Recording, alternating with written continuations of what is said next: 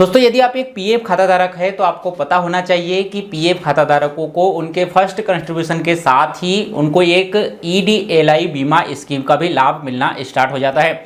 इस ईडीएलआई बीमा के तहत यदि कर्मचारी की नौकरी के दौरान मृत्यु होती है तो ऐसी स्थिति में उसे अधिकतम 7 लाख रुपए तक का बीमा कवर मिलता है। तो ये ईडीएलआई बीमा का कैलकुलेशन किस तरह से किया जाता है, ये आप कैसे पता करेंगे कि आपको या आपके परिवार के किसी सदस्य को या किसी भी पीएफ खाताधारक को कितनी ईडीएलआई की बीमा राशि मिलेगी, यानी कि कितनी ईडीएलआई की बीमा के तहत कितने पैसे उसे यहाँ पर मिलेंगे। इसको लेकर ईपीएफओ ने एक ईडीएलआई कैलकुलेटर लॉन्च किया है। तो आज के इस वीडियो में हम यही देखेंगे कि इस ईडीएलआई कैलकुलेटर को किस तरह से इस्तेमाल करना है, इसे इस्तेमाल करने की क्या नियम और शर्तें हैं, और एक प्रैक्टिकल के तहत यहाँ पर जानेंगे कि किसी कर्मचारी की यदि नौकरी के दौरान मृत्यु होती है तो उसे कितनी ईडीएलआई बीमा के तहत राशि यहाँ पर मिलनी चाहिए। तो आप भी ये सब जानने के इच्छुक है तो इस वीडियो को शुरू से आखिर तक जरूर देखिए। और इसी तरह से पीएफ, पेंशन, सरकारी योजनाओं से जुड़े नए लेटेस्ट अपडेट, कर्मचारियों से जुड़ी हर छोटी बड़ी खबर को जानने के लिए हमारे इस चैनल एम्प्लॉय खबर को सब्सक्राइब कर लीजिए। तो चलिए वीडियो को शुरू करते हैं। दोस्तों किसी भी पीएफ खाताधारक की यदि नौकरी के दौरान मृत्यु होती है तो ऐसे पीएफ खाताधारक को अधिकतम 7 लाख रुपए तक का बीमा सरकार की ओर से ईपीएफओ की ओर से दिया जाता है। ऐसे पीएफ खाताधारकों की बीमा कैलकुलेशन के लिए जो कैलकुलेटर बनाया गया है वो ईपीएफओ की वेबसाइट पर आपको मिलेगा। सबसे पहले आपको epfindia.gov.in की ऑफिशियल वेबसाइट पर विजिट कर लेना है। यहाँ जैसे ही आप आएंगे तो यहाँ आपको एक ऑनलाइन सर्विसेज का ऑप्शन देखने को मिलेगा। इस ऑनलाइन सर्विसेज के ऑप्शन में आपको ईडीएलआई एंड पेंशन कैलकुलेटर का ऑप्शन देखने को मिलेगा, जो कि एकदम नया लॉन्च किया गया है। इस पर जैसे ही आप क्लिक करेंगे तो एक नया पेज आपके सामने ओपन होगा। इस नए पेज में इस कैलकुलेटर का इस्तेमाल किस तरह से करना है उसकी जानकारी दी गई है। साथ ही इस ईडीएलआई स्कीम के अंतर्गत बेनिफिट किस तरह से कैलकुलेट किया जाता है, क्या क्या बेनिफिट दिया जाता है, कब किसे कितना बेनिफिट दिया जाता है, उसकी जानकारी भी दी गई है, जिसे आप आसानी से आराम से पढ़ सकते हैं। आते हैं हमारे कैलकुलेटर वाले पेज पर। यहाँ एक बटन आपको देखने को मिलेगा ईडीएलआई एंड पेंशन कैलकुलेटर का। इस पर जैसे ही क्लिक करेंगे तो एक नया विंडो आपके सामने खुलेगा, जिसमें कि ईडीएलआई कैलकुलेटर आपके सामने ओपन हो जाएगा। यदि आप एक पीएफ खाता धारक है या एक ईपीएस 95 पेंशन धारक है, आप अपने ईपीएफओ में पेंशन की कैलकुलेशन करना चाहते हैं तो उसके लिए यहाँ पर पेंशन कैलकुलेटर भी दिया गया है। इस पेंशन कैलकुलेटर का इस्तेमाल किस तरह से करना है इसकी जानकारी हमने आपको पिछले वीडियो में दे रखी है, और इस वीडियो के एंड स्क्रीन में भी आपको वह वीडियो मिल जाएगा, जिस पर क्लिक करके आप पूरी जानकारी इस पेंशन कैलकुलेटर के बारे में ले सकते हैं। और आप एक पीएफ खाता धारक है या ईपीएस 95 पेंशन धारक है तो अपने पेंशन की कैलकुलेशन, अपने पेंशन की गणना कर सकते हैं। अभी हम ईडीएलआई बेनिफिट कैलकुलेटर के बारे में बात कर रहे हैं तो इस बटन पर हम क्लिक कर लेते हैं। वापस से ईडीएलआई कैलकुलेटर पर आ जाते हैं।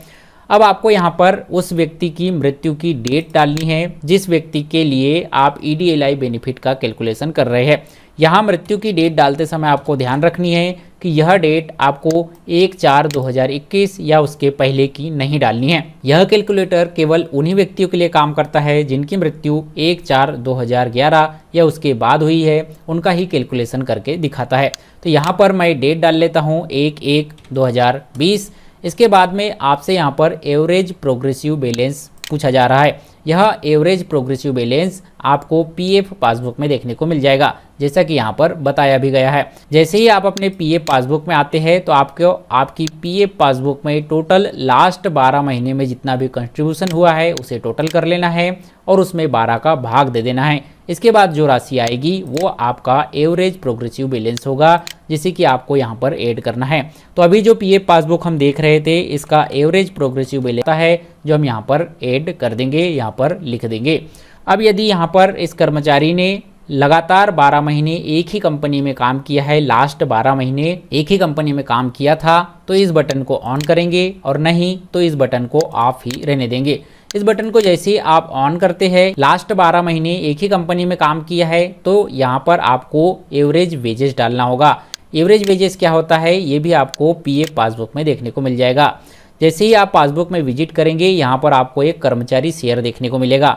इस कर्मचारी शेयर वाले कॉलम में से आपको लास्ट 12 महीने की जो कंट्रीब्यूशन है उसे जोड़नी है और उसमें 12 का भाग देना है। इसके बाद जो राशि आती है वो आपको यहाँ पर एवरेज वेजेस वाले सेक्शन में लिख देनी है।